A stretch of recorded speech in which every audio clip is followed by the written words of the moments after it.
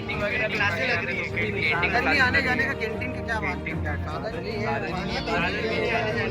आदरणीय गाँव से लोगों ने आप भी पहुंची हाँ, मैं आज बहुत युवाओं सारी के साथ? समस्याओं को आज बहुत सारी समस्याओं को लेकर आई थी, तो जिसमें मुझे युवा भाई भी मिले, कुछ ठेला व्यापारी भी मिले और मिशन के भी परिवार भी था।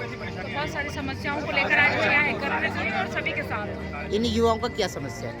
इन युवाओं की जो समस्या है वो शिक्षा से संबंधित है। हाँ। कि 18% जीएसटी में अगर शिक्षा प्राप्त कर रहे हैं बच्चे, हाँ। तो ये बड़ा चिंता है। यार यहाँ पे हम लोग इधर कर रहे हैं, आप यही चालू।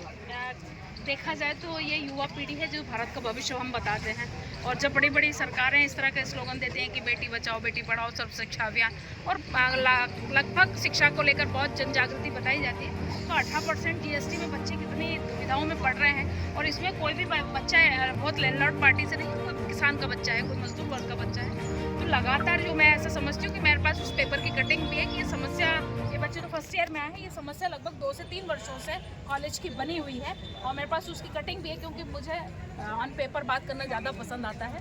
तो मैं उसकी कटिंग भी आपको बता सकती हूँ कि ये समस्या जो इनकी है, इसके शिक्षक नहीं है पर्याप्त मात्रा में। आज की तारीख में देखा जाए तो कम से कम 10 से 12 अतिथि शिक्षकों की अत्यंत आवश्यकता है। दूसरी चीज़, इनके पास सफाई कर्मी नहीं है, और इनको एक शासन के द्वारा एक लाइब्रेरी में एक पुस्तकें इशू की जा रही है, तो इनको वो बच्चों को तो पुस्तकें भी इशू नहीं करवाई जा रही, बच्चा कहाँ से पढ़ेगा। दूसरी चीज़ कि मैं आप लोगों के माध्यम से एक विशेष इन बच्चों के लिए, कि जब इन बच्चों को वहाँ से चूँकि पर्याप्त टीचर्स नहीं हैं, तो ये लोग क्या करते हैं कि एसएन कॉलेज या पूनम चंद कॉलेज जो इनके 28 होते हैं वहाँ पर शिफ्ट किया जाता है उस पीरियड्स के लिए। तो वो बच्चे वहाँ से वहाँ तक यात्रा में सफ़र कर रहे हैं, उसमें बच्चियाँ भी शामिल हैं, ग्रामीण क्षेत्रों से भी आती हैं। तो इस तरह की दुर्घटना ना हो, तो सबसे पहले तो अतिथि शिक्षकों की व्यवस्था की जाए, और बस संचालकों से एक विशेष एक आग्रह आप लोगों के माध्यम से कि एग्ज़ाम्स तक इन बच्चों की यात्राएं निःशुल्क की जाएं, ताकि इन पर अतिरिक्त भार ना पड़े और ये पढ़ाई लिखाई में अच्छा ध्यान दें।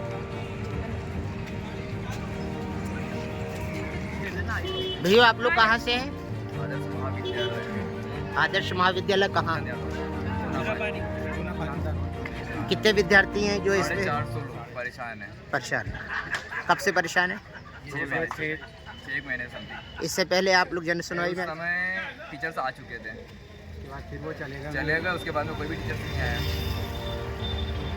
वहाँ पर सबसे बड़ी प्रॉब्लम भैया ये है कि उसको अभी बने हुए लगभग 3-4 साल हो गए होंगे, काफ़ी समय हो गया है उस हुकुमचंद महाविद्यालय को बने हुए।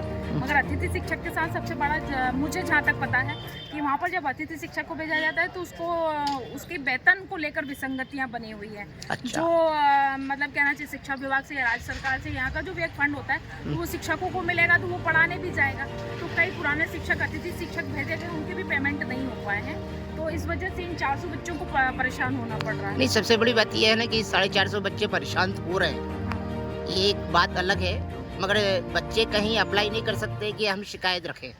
नहीं, वो अपनी समस्या सुना सकते हैं। शिकायतों के लिए तो मध्यस्थ आप लोगों को ही बनना पड़ेगा। हमने देखिए, और वर्तमान में अगर 6 महीने से ये अगर समस्या ग्रसित है, तो आप लोगों ने इनकी समस्या को कहाँ तक पहुँचाया?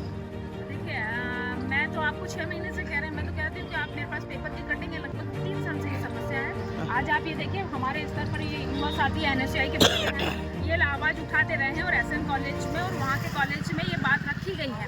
यहाँ तक कि बच्चे व्यक्तिगत तौर पर प्रिंसिपल मैडम देखिए, प्रिंसिपल का मुख्य दायित्व होता है कि उस बच्चों में अरेंज करवाना। Yes.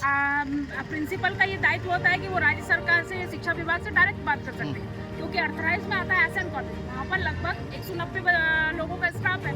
तो प्रिंसिपल के अधिकार क्षेत्र में आता है कि वो वहाँ पर एसएन कॉलेज में बात करें और इन बच्चों की समस्याओं का समाधान करें। तो ये सबसे पहला तो दायित्व ये होता है। चूँकि देखिए क्या होता है, जब ये बच्चे कहीं ना कहीं हमारे यहाँ विडम्बना रहती है कि जब भी बच्चे आवाज़ उठाएंगे तो टीचर्स थोड़ा सा वो करते हैं कि तुम हमारी शिकायत करने जा रहे हो या हमारी बात कर रहे हो। तो ये तो मैं समझती हूँ कि यहाँ के प्रिंसिपल का सबसे पहला दायित्व बनता है कि इनकी आवाज़ उठना ही नहीं चाहिए थी, जो मूल आवश्यकता है। हम जब शिक्षा पर इतना काम कर रहे हैं, हम ये कहते हैं कि पढ़ेगा इंडिया, जब इस तरह के स्लोगन देते हैं, तो कम से कम युवा पीढ़ी है, ये तो हमारा भारत का भविष्य है हमारा, तो हम लोगों को हमें क्यों आवाज़ उठानी पड़ रही है? सबसे बड़ी विडम्बना ये उस प्रिंसिपल को अपने इस विषय को गंभीरता से लेना था। क्या आप एसएन कॉलेज में बोल सकते थे, आप राज्य सरकार को बोल सकते हैं, आप शिक्षा विभाग को बोल सकते हैं, आपके अधिकार क्षेत्र में आता है ये। चलिए, अब नए कलेक्टर आए हैं और कुछ नई आशाएं भी आई हैं। आपका शुभ नाम और पद नाम?